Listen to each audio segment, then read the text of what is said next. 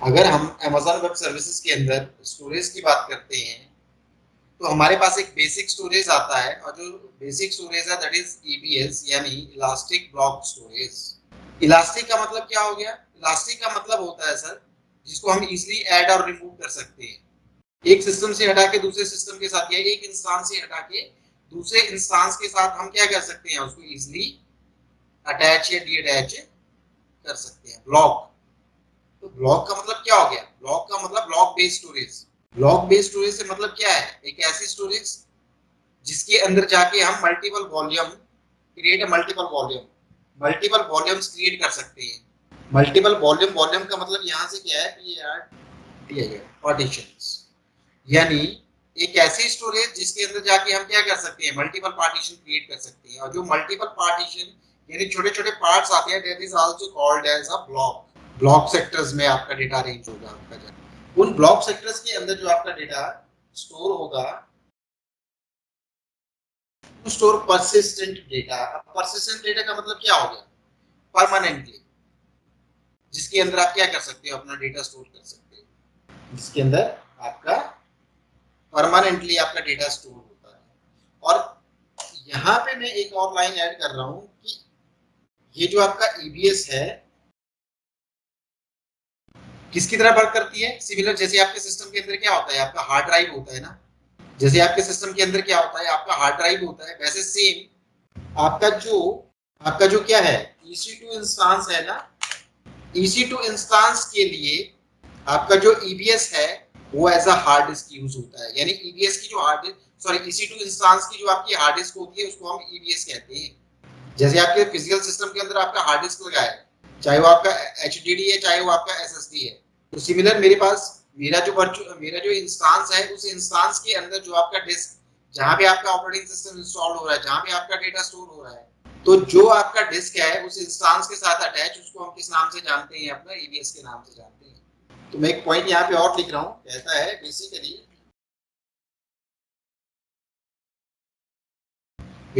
ये जो आपका ईबीएस है ये स्पेशली जो आपका डिजाइन किया गया है वो एडब्ल्यूएस के अंदर EC2 इंस्टांसेस के लिए ही डिजाइन किया गया है।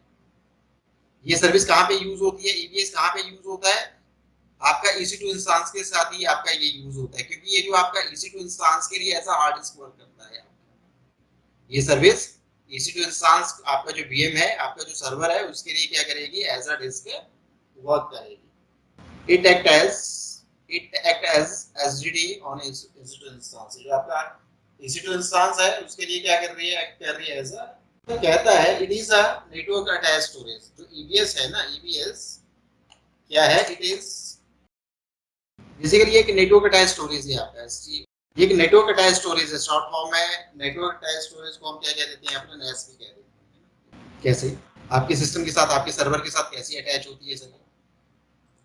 ये नेटवर्क अटैच्ड स्टोरेज कैसे है, मान के चलिए ये आपका AWS का इंफ्रास्ट्रक्चर है, ये आपका AWS का इंफ्रास्ट्रक्चर है।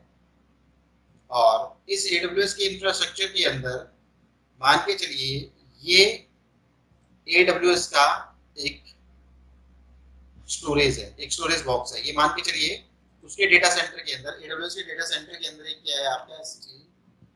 इस स्टोरेज बॉक्स की कैपेसिटी जो है, मान के चलिए आपने बोला एक कितना है, 100 टेराबाइट है। स्टोरेज बॉक्स की जो कैपेसिटी है, इसके अंदर नंबर ऑफ क्या लगी है, आपकी स्टोरेज लगी है जिसकी कैपेसिटी क्या है आपकी 100 टेराबाइट। ये 100 टेराबाइट का स्टोरेज लगा हुआ सर आपके साथ। अब आपने बोला सर मेरे को क्या करना है, मेरे को तो अपना एक EC2 इंस्टांस क्रिएट करना है। तो मेरे को अगर अपना एक EC2 इंस्टांस क्रिएट करना है, आपने यहाँ पे सिलेक्ट किया कि सर आपको सबसे पहले क्या चाहिए, आप क्या ऑप्शन सिलेक्ट करते हो? सबसे पहला ऑप्शन क्या होता है सर, OS इंस्टॉल करना। सेकंड में आपका जो है वो आपका मेमोरी प्लस आपका जो है वो CPU सिलेक्ट करना। थर्ड ऑप्शन क्या आता है सर आपका, configuration detail. VPN and network setting. हाँ, वो सारी कॉन्फ़िगरेशन डिटेल ही आ जाती है, कॉन्फ़िग डिटेल आ जाती है आपका, जिसमें आपकी नेटवर्क की सेटिंग्स भी आ जाती है। और जो नेक्स्ट ऑप्शन होता है उसमें क्या आता है, बोलता है उसमें साफ लिखा है, क्या लिखा होता है, add a storage. Add a storage. यानी जब आप यहाँ पे आपने इस ऑपरेटिंग सिस्टम के साथ अपना operating system, memory, config detail भी डाल दी। अब नेक्स्ट में क्या बोल रहा है सर, आप क्या करो, एक स्टोरेज ऐड करो। तो जब आप क्या करोगे, इस केस में अपनी स्टोरेज ऐड करोगे तो ये स्टोरेज कहाँ से लेनी पड़ेगी आपको, यानी सिंपल सा कॉन्सेप्ट हो गया कि sir add a storage, storage add करो तो मतलब बैकएंड में मेरे लिए कोई अलग से क्या रखा हुआ है, एक रिसोर्स रखा हुआ है। बैकएंड में कोई अलग से यहाँ पे क्या रखा हुआ है सर, एक रिसोर्स रखा हुआ है। उस रिसोर्स में से वो जो रिसोर्स है वो किस चीज का रिसोर्स है, वो आपका स्टोरेज से रिलेटेड रिसोर्स है। अब उस रिसोर्स में से आप अपने लिए क्या कर लो, स्टोरेज ऐड करवा दो। तो यहाँ से जब आपकी क्या हो रही है, यहाँ पे नंबर ऑफ डिस्क को कंबाइन करके हमने एक स्टोरेज बॉक्स बनाया है जो आपका 100 टेराबाइट का है, ठीक है। और उसको हमने नेस के थ्रू क्या कर दिया, नेटवर्क के बीच में शेयर कर दिया, जो भी अटैच करना चाहे वो कर सकता है। तो बेसिकली जब आप यहाँ से करोगे तो आपकी रिक्वेस्ट यहाँ पे जाएगी, स्टोरेज बॉक्स के अंदर जाएगी, और यहाँ पे क्या बोलेगी कि मैंने आपके यहाँ से नेटवर्क को अटैच करना है अपने साथ। तो जब यहाँ से नेटवर्क को आपने अटैच करना है, पूछ रहा है कि सर आपने जीबी का स्टोरेज ऐड करना है, आपने कितने जीबी का स्टोरेज ऐड करना है। वो कहता है सर, आप कहते हो सर मेरे को 30 जीबी करना है, क्योंकि फ्री टीयर अकाउंट में कितना जीबी देता है आपको, 30 जीबी का फ्री स्पेस देता है। आपने बोला सर मेरे को फ्री टीयर जो एलिजिबिलिटी है उसी में से 30 जीबी का क्या लेना है, स्पेस आपके पास यहाँ पे सेट कर लेना। तो 30 जीबी का जो स्पेस है ना, अब आपके इस EC2 इंस्टेंस के लिए क्या डिस्प्ले हो जाएगा, वो जो 30 जीबी का आपने यहाँ से स्पेस ब्रेक किया, वो 30 जीबी का स्पेस जो है वो आपके इस EC2 इंस्टेंस के लिए क्या करेगा, क्या एक्ट करेगा, एज अ रूट वॉल्यूम, क्या एक्ट करेगा, एज अ रूट वॉल्यूम। या फिर इसको आप क्या कह सकते हो, बूट वॉल्यूम भी कह सकते हो, बूट वॉल्यूम भी कह सकते हो, जिसके अंदर आपका क्या होगा। इसको हमने रूट वॉल्यूम क्यों बोला, इसको हमने बूट वॉल्यूम क्यों बोला, क्योंकि इसके अंदर मेरा क्या होगा, ऑपरेटिंग सिस्टम, क्योंकि ऑपरेटिंग सिस्टम तो हार्ड डिस्क में ऐड होगा।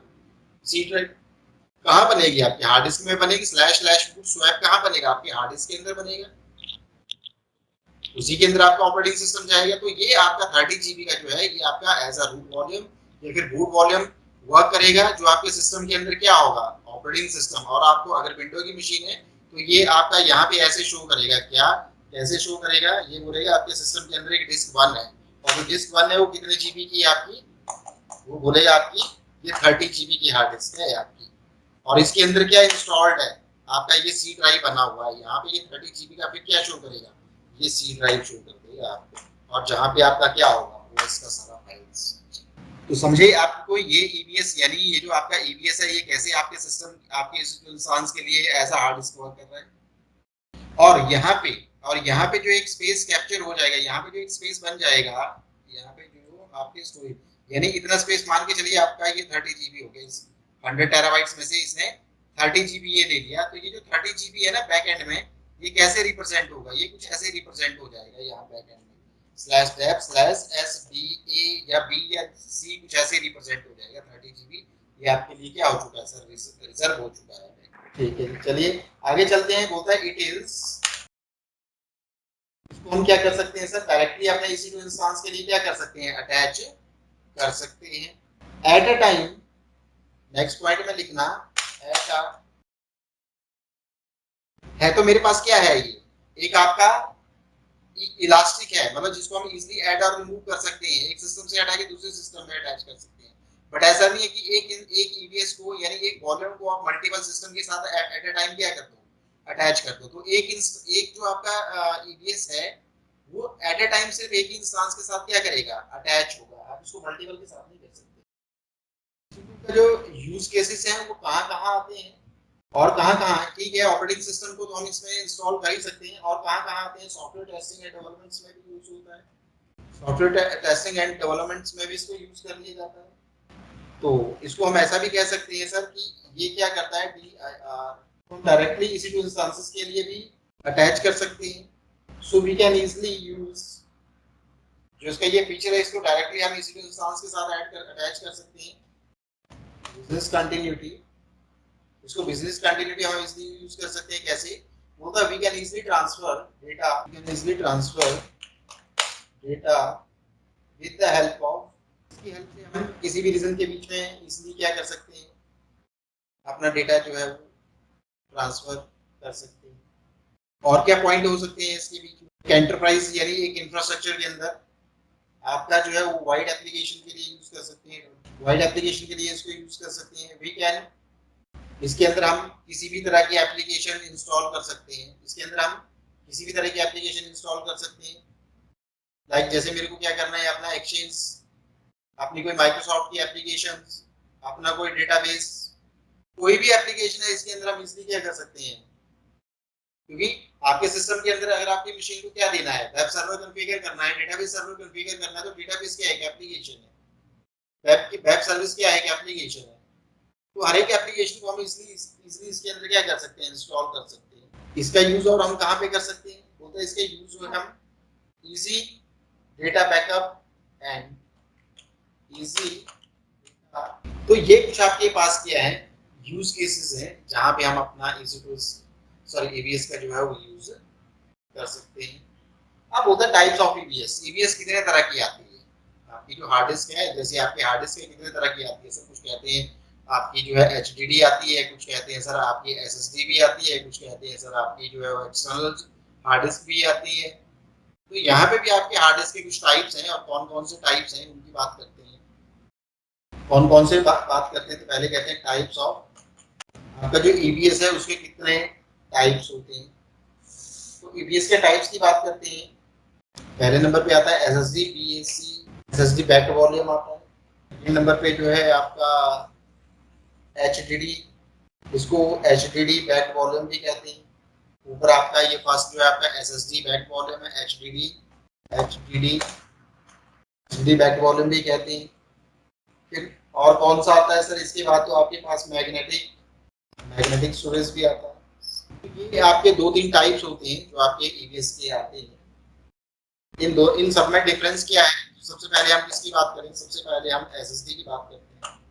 जो आपका एसएसडी है आपका, तो जो आपका एसएसडी है बोलता है बाय डिफॉल्ट आपके लिए जो 30 जीबी क्या होता है आपका फ्री टियर में, जो आपके फ्री टियर अकाउंट है उसमें 30 जीबी आपका क्या है बाय डिफॉल्ट इसने फ्री दिया हुआ। ये भी आपका दो टाइप में आता है, जो एसएसडी है ये भी आपका दो टाइप में आता है। एक को कहते हैं जनरल पर्पस एसएसडी, एक को कहते हैं जी जी और इसको शॉर्ट फॉर्म में हम क्या कह देते हैं अपना GPV2, जनरल पर्पस वर्जन भी कह देते हैं।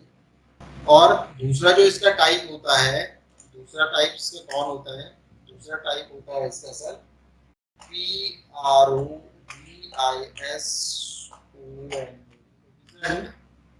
रिजल्ट एसएसडी भी इसको कह देते हैं। और इसको शॉर्ट फॉर्म में हम क्या कह देते हैं अपना, इसको शॉर्ट फॉर्म में हम कह देते हैं IO1, शॉर्ट फॉर्म में क्या कह देते हैं IO1 कह देते हैं। और जो आपका, अब इसके बारे में पढ़ेंगे जनरल पर्पस में क्या मिलेगा, प्रोविजन में क्या मिलेगा आपको, इसके बारे में भी अभी पढ़ेंगे। बट यहाँ पे जो आपका HDD है, HDD भी आपका दो तरह से आता है।